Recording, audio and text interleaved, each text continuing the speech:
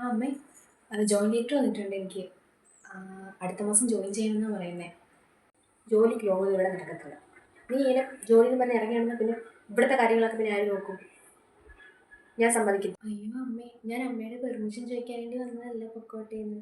ഞാൻ അടുത്ത മാസം തൊട്ട് പോകും എന്ന് പറയാൻ വേണ്ടി വന്നതാണ്. നീ എവിടെയെങ്കിലും പോകാൻ വേണ്ടി ഒരുങ്ങുവാണോ? ഞാൻ ഒന്ന് വീട്ടിലേക്ക് പോകാമേ. കുറച്ച് ദിവസമായില്ലേ അങ്ങോട്ട് പോയിട്ട്. ഞാൻ പോയി അമ്മയെ അവിടേക്കൊന്ന് കണ്ടിട്ടായിരുന്നു. എപ്പോഴും എപ്പോഴും അങ്ങോട്ട് കെട്ടിയെടുക്കാൻ എന്തിനാണ്? കഴിഞ്ഞ മാസമല്ലേ അങ്ങോട്ട് പോയിട്ട് വന്നത്. നീ ഇങ്ങനെ നിനക്ക് തോന്നുമ്പോൾ ഇങ്ങനെ ഇറങ്ങി നടന്നാൽ പിന്നെ അവൻ വരുമ്പോൾ വായിക്ക് രുചിയായിട്ട് എന്തെങ്കിലുമൊക്കെ വെച്ചു കൊടുക്കാൻ ആരെങ്കിലുമൊക്കെ വേണം. അയ്യോ, അപ്പം അമ്മയ്ക്ക് ഇത്ര നാളായിട്ട് വായിക്ക് രുചിയായിട്ടൊന്നും വെക്കാറില്ലായിരുന്നാ? വായിക്ക് രുചിയില്ലാതെയാണ് അമ്മ എല്ലാവർക്കും വെച്ചു കൊടുത്തോണ്ടിരുന്നത്. കഷ്ടപ്പെട്ട് ആരെങ്കിലും എന്റെ മോനെ എന്താ കൂടത്രം കൊടുത്ത് മാറ്റി വെച്ചിരിക്കും. ഞാനെന്തോ കൂടത്രം കൊടുത്തുന്ന എന്റെ മോനിപ്പം ഞാൻ പറയുന്ന ഒരു കാര്യം കേൾക്കുന്നില്ല. എന്നാ പിന്നെ അമ്മ പറയുന്നത് മാത്രം കേൾക്കാനാണെങ്കിൽ എന്നെ പിന്നെ എന്തിനും കൂടെ കെട്ടിയെടുത്തത്? അമ്മയുടെ മോനെ അമ്മയ്ക്ക് അങ്ങ് മടിയിൽ നിർത്തി കുപ്പിപ്പാലും എടുത്തങ്ങ് ഉറക്കായിരുന്നില്ലേ?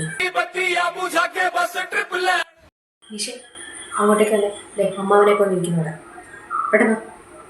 ഏത് അമ്മയുടെ ആ വീടിൻ്റെ അടുത്തുള്ള ആ മാവനമ്മായല്ലേ? പരദൂഷണം കേൾക്കാനല്ലേ അമ്മ പോയെന്ന് കേട്ടാൽ മതി.